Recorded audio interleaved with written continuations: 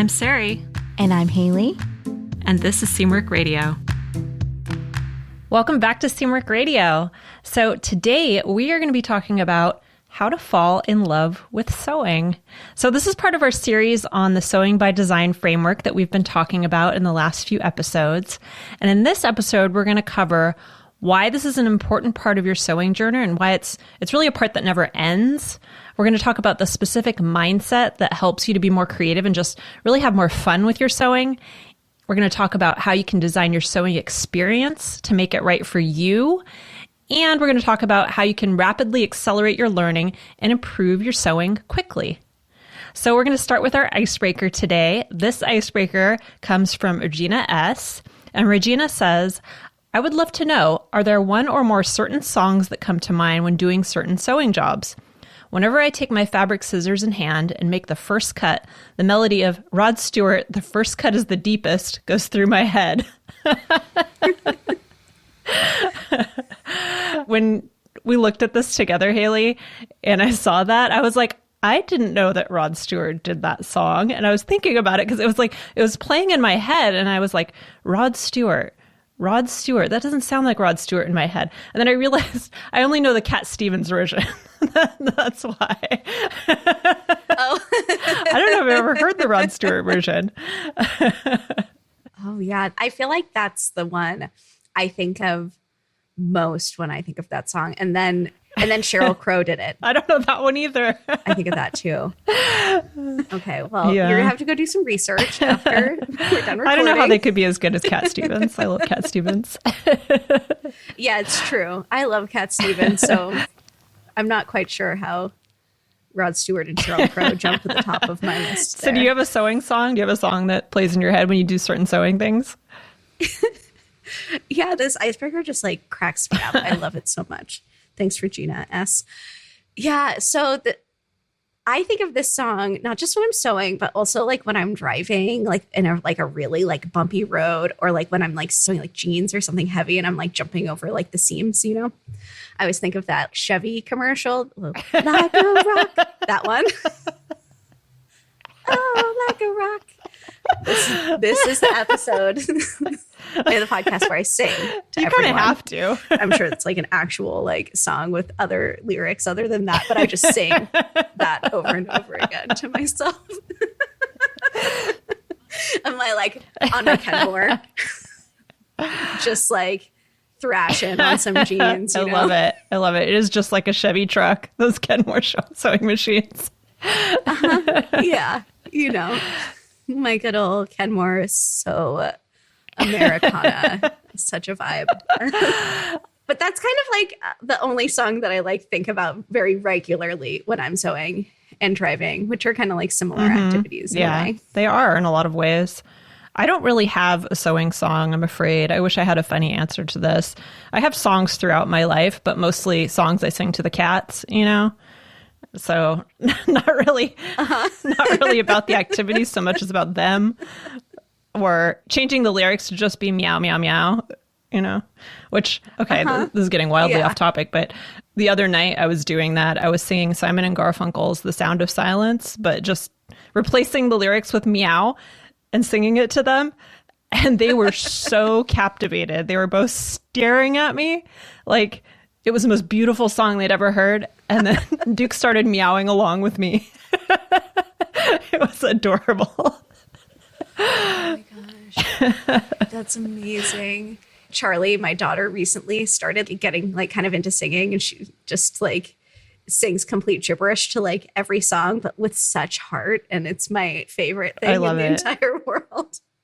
Replace that with cats. And I mean, I can't handle it. Okay, so that was maybe a little more chit chat than we needed today. But if you have an icebreaker that you want to share with us in a future episode, if you're a member, you can go to seamwork.com/go/icebreakers, and we have a thread there in the community, and you can share your icebreaker, and maybe we'll use it on a future episode.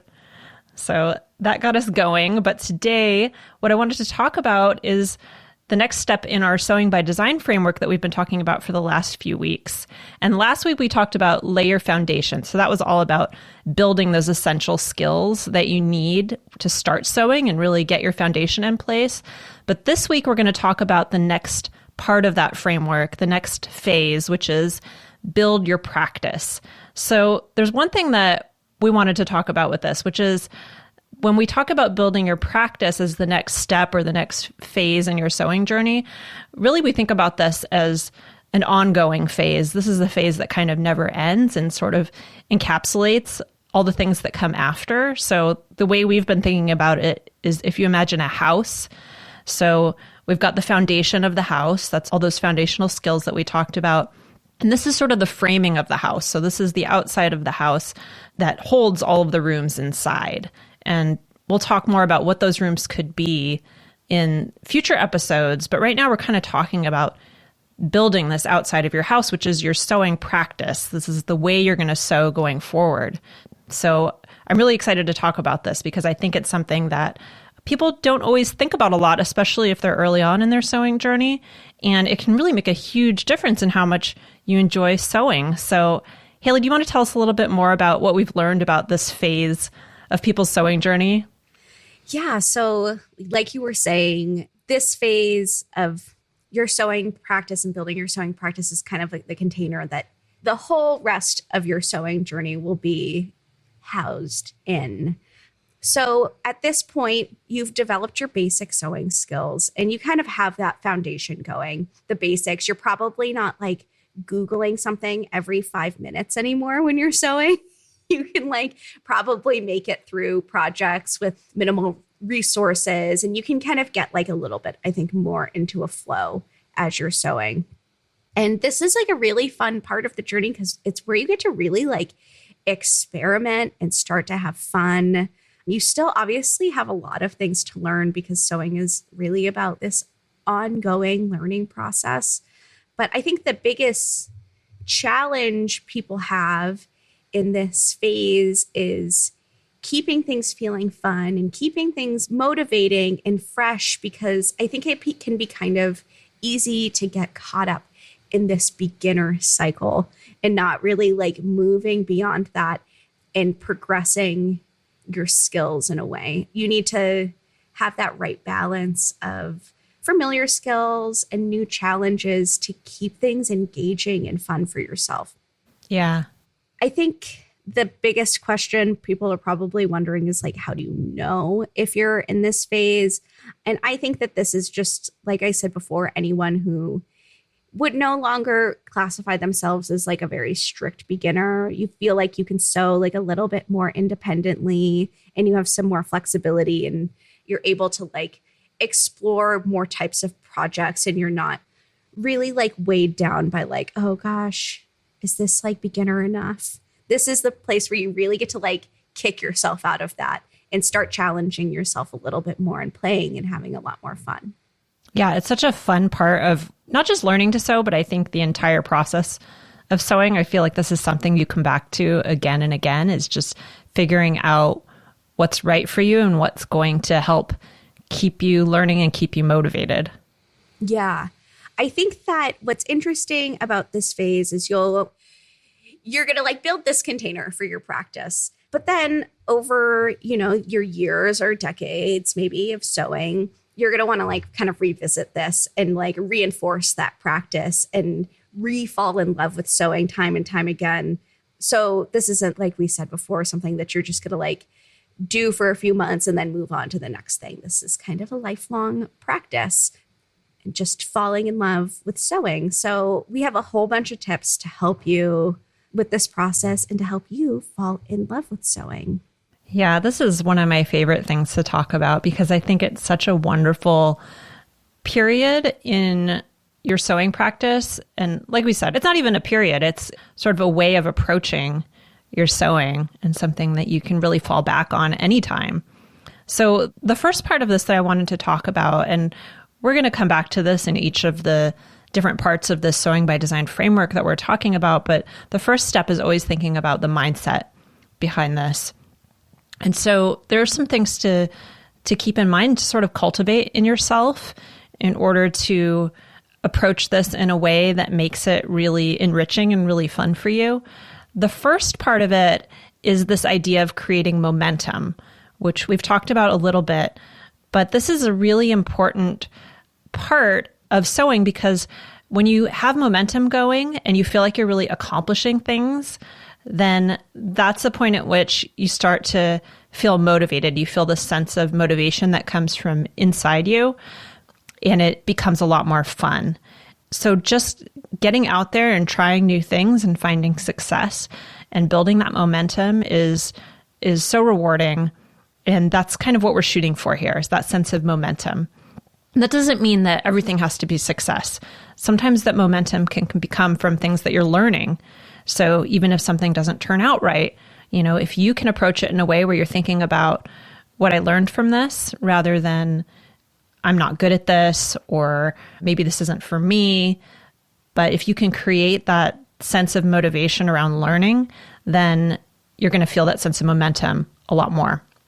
So that's just something to keep in mind, is how can I create a feeling of momentum in my sewing?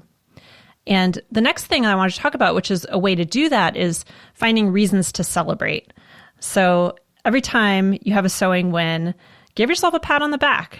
Make sure that you celebrate that win, and don't just, I think we all have a tendency to do this, not just with sewing, but with anything in our lives, is we have a success and then we move on to the next thing. Okay, I'm done with that. That's what I wanted to do. Now what's the next thing I need to do? Or what's the next thing I want to do?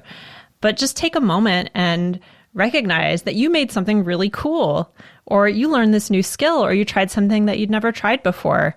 And I think if you can find those reasons to celebrate, that's also extremely motivating, and it'll just make sewing a lot more fun. And then the last mindset thing that I wanted to touch on is the idea that creativity isn't something that's frivolous. It's something that's really essential for all of us, and we all find it in different ways. And if sewing is one of those ways that you find creativity in your life, then it's important and it's something that matters to you. And I think that's something just to keep in mind, that it's not a frivolous hobby, and that you should feel proud of what you're doing and proud of the time that you spend on it.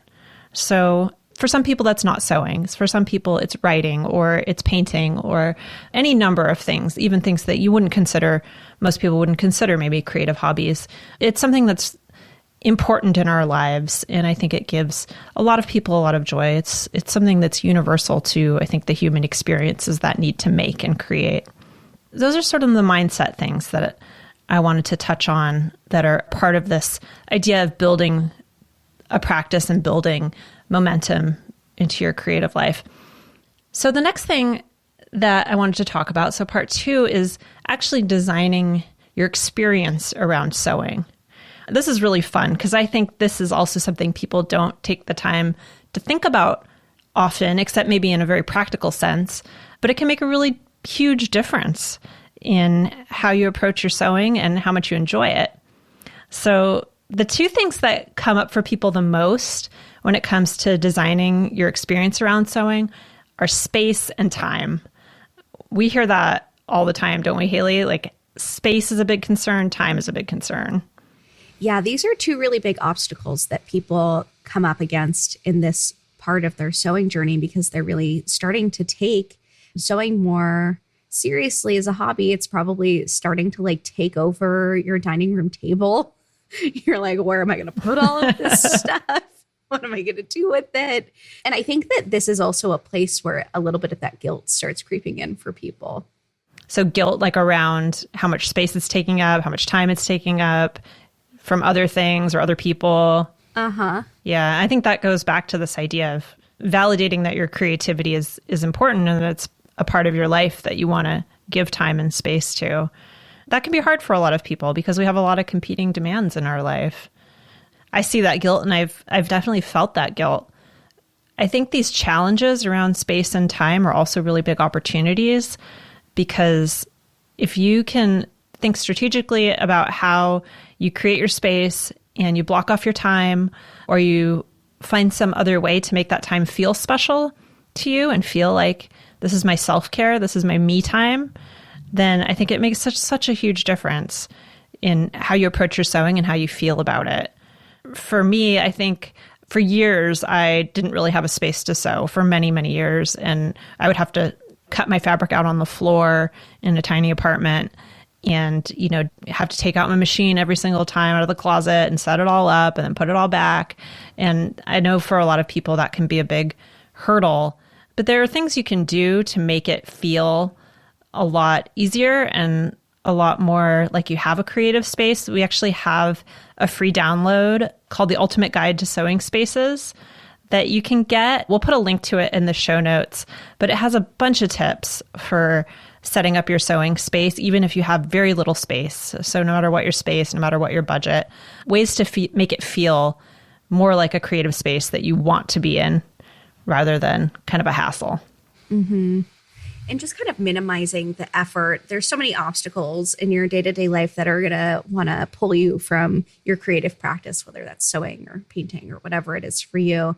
Removing as many of those obstacles as you can by if you have the opportunity to create a dedicated space by making it a place you want to be, or by making your setup as easy as possible to unpack and then pack back up again. I know I've had teeny tiny apartments and I set up a little cart that goes into the closet that I pull out with all of my sewing gear and then it rolls right back in when I'm done. Yeah, there's so many little tricks that you can do. For me, when I didn't have much space, I just never really thought about those little things and how I could make it feel better. I think if I had done that, then I probably would have done more sewing at that time in my life and, enjoyed it a lot more. I think there's similar stuff going on with time. It's hard to find time for yourself, no matter what that me time is. And it's hard for people to prioritize things that make them feel good versus things that they're doing for other people or that they feel like are obligations in their life. But it's so important. It's such a vital part of, for me at least, for maintaining my mental health is having time set aside for myself. Don't you think? Yeah, absolutely. It feels like the first to kind of drop off the to-do list in times in your life when you're busier than others or overwhelmed. But I know for me personally, when I claim that time, that everything else feels a little bit easier. Yeah. Sometimes it's easier said than done. Yeah. Yeah. And there are different strategies, and some strategies work better for some people than for others. Some people like a lot of structure and having certain time set aside. I like it that way. Just makes my life easier if I have certain time set aside for things that I really enjoy doing, like even just yoga or meditation or writing. I have those kind of rituals in my life. But for other people, they like it to be a little bit more free-flowing, and having too much structure makes them stressed out. So it really is about what works for you. The next section that I wanted to talk about, so we talked about mindset, we talked about designing your experience, is actually the practice of building your skills and doing that with intention, because that's a big part of the motivation process, is just finding new ways to learn and new things that excite you. So Haley, you were telling me about some ways that you taught this to students when you would teach sewing in person. Maybe you could tell us a little about that. Yeah, what I would always tell my students, because most of the people I taught in group class settings were usually beginners or advanced beginners. And then there was kind of a time where I needed, with certain students, I needed to give them a little nudge out of the nest, fly free, you can do it. And my recommendation is always, when you're picking out a pattern, especially when you're in this phase, get very familiar with reading pattern descriptions and reading pattern flats so that you can identify the skills that you're going to learn or use when you're sewing this pattern. And then kind of inventory those skills and try to pick patterns that have a max of 2 to 3 new skills. I think that that's kind of the sweet spot, 3 or less, because you'll still get to practice all of those skills that you've been learning with your previous projects, but you'll also get to sink your teeth into something a little bit meatier and really progress your skill set. So that's my number one recommendation for people to not get stuck in sewing the same old, and relying on the same dozen skills, is just pick those projects really intentionally. Try and choose something where you're going to learn a little something new every single time. I think it's great for people who want to build their skill set in this like not super rigid, structured way. You can just kind of like choose your adventure as you go and not have to worry about all of the steps that you need to take to get there. Just kind of, as cliche as it is, kind of enjoy the journey and just take strategic turns here and there. Yeah, that's definitely how I approached knitting when I was learning to knit.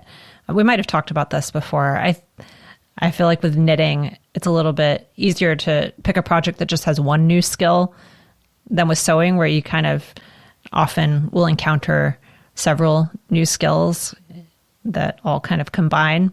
But I like that framework of thinking about, maybe a max of 3 new skills as you choose your next step. Yeah, or even just being intentional about knowing how many new things you're going to encounter. I think that people sometimes have a tendency to like just choose projects willy-nilly, and then they get in over their head and they might give up on the project. And this is like a real speed bump that can cause you to lose momentum. But if you know the challenge you're up for when you start out, I think you're a lot more likely to complete that challenge.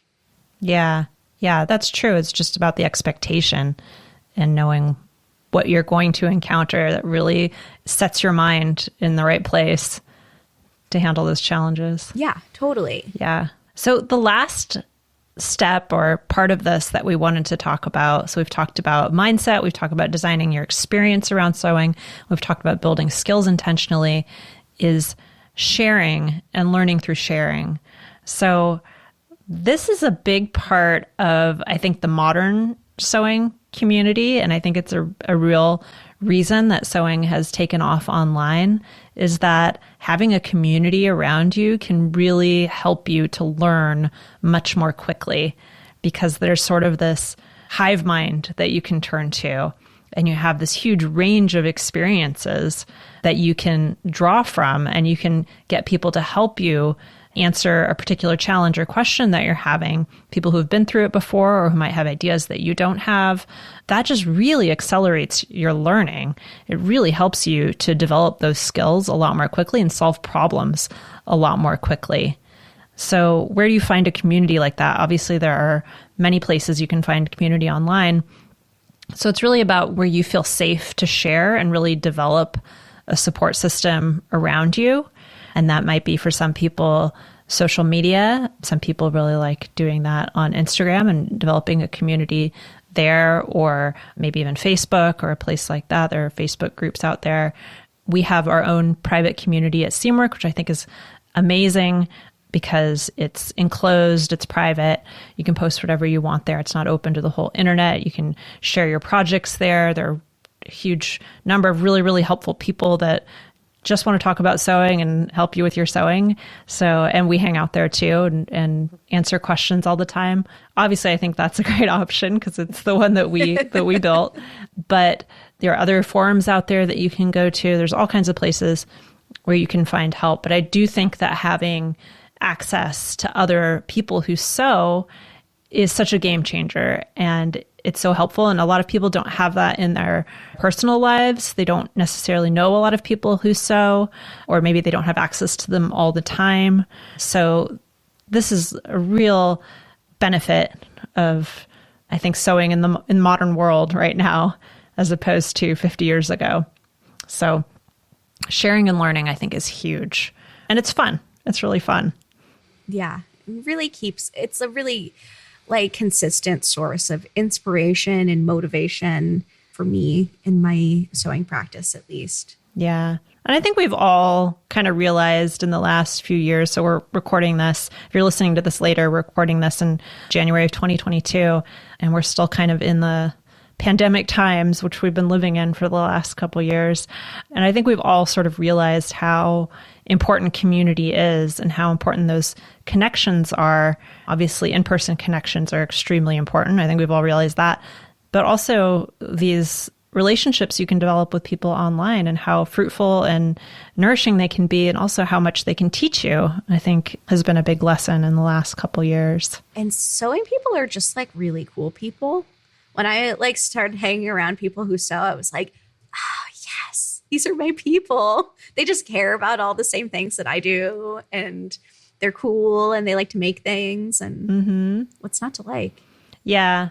I think the best thing about people who sew, I think all those things I've found to be true also. I think the best thing is that I found people who sew to just be they're individuals. Like they want to be themselves, you know? And that's why they sew, because I want to be myself. I want to express who I am, and not in a narcissistic way, but in a like little, rebellious in a way. Punk rock way. Like I don't have to be like everybody else, you know? Yeah, totally. I don't know. They're smart. It's like very like independent. And I just like it. Like, I don't want to wear what everyone else is wearing. I want to make it my way, and I'm going to do it myself, and I'm going to screw all you guys. Yeah. But like friendly and nice. They're smart, ambitious, independent, just good people. The best people.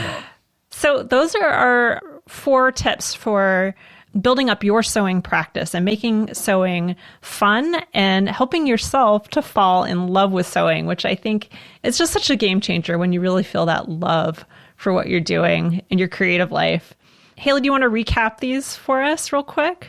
Yeah, totally. So today we've been talking all about building your sewing practice and how to fall in love with sewing. And we gave you our top 4 tips for falling in love with sewing. The first one is getting your mindset totally right.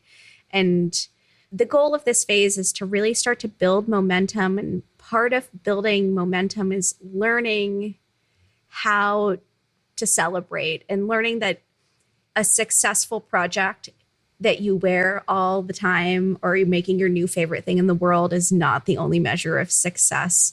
So just really learning how to love the process and not just the finished product, I think is so huge in this place in your journey.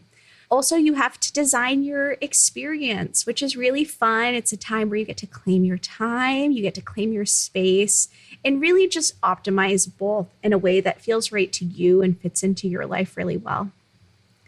Next, you're going to want to work on building your skills intentionally. I gave the hot tip of kind of intentionally choosing your sewing projects based on the challenge you're up for, and kind of a general rule of picking projects that have no more than 3 new techniques at a time, unless you're really feeling up for a challenge. And then, do whatever you want. Just know that you're doing it. Do it intentionally.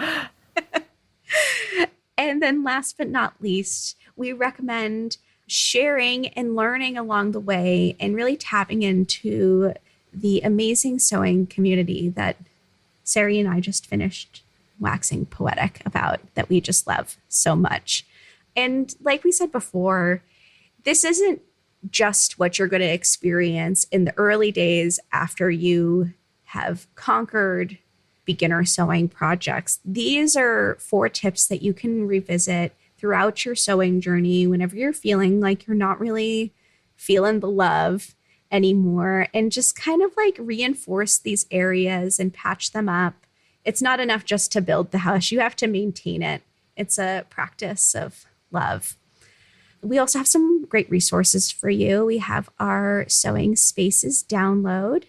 You can check out the community, which, like we said, is a private community where you can feel really safe to talk amongst other sewers about sewing all the time and not really a whole lot else.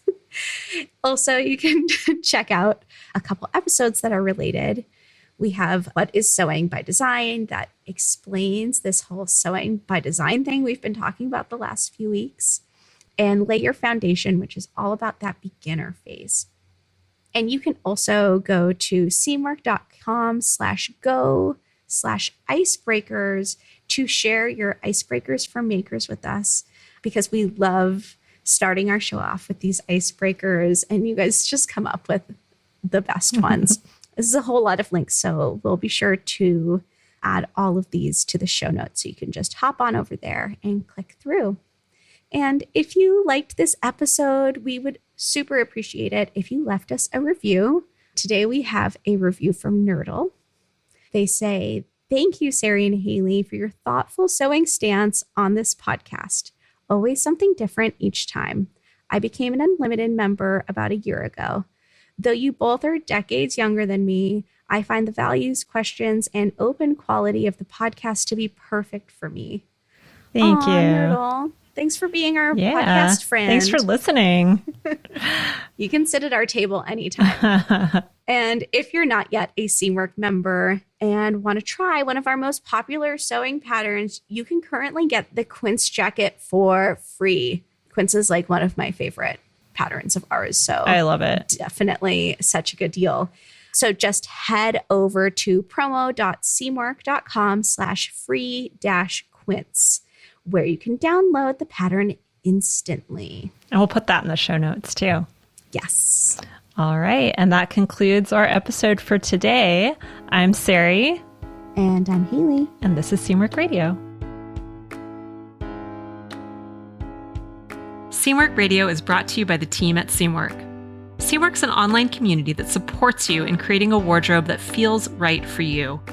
When you join us at Seamwork, you become part of our private community of makers, and you also get access to monthly sew-along classes, a library of over 200 sewing patterns, and tons of great resources to help guide you through the sewing adventure that you choose. Podcast listeners can get half off a Seamwork Unlimited membership, which means you can download as many of those 200 plus patterns as you want at any time, and our community will be there to guide and support you. If you'd like to join us for half off, just visit seamwork.com/go/podcast50. You can also find us on Instagram at Seamwork, or visit our YouTube channel, which is called Seamwork Video.